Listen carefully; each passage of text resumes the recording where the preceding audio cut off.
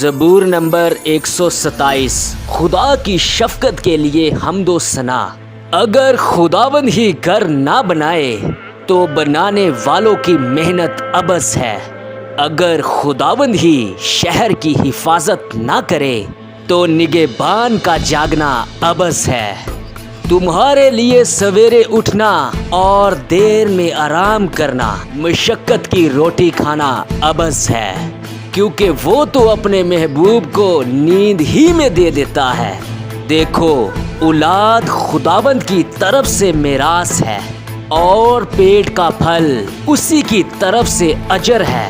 جوانی کے پھل ایسے ہیں جیسے زبردست کے ہاتھ میں تیر۔ خوش نصیب ہے وہ آدمی جس کا درکش ان سے بھرا ہے۔ جب وہ اپنے دشمنوں سے پھاٹک پر باتیں کریں گے تو شرمندہ نہ ہوں گے۔ خداوند کا پاک کلام پڑھا اور سنا گیا، ہم سب کے لیے باعث برکت ٹھہرے۔ آمین۔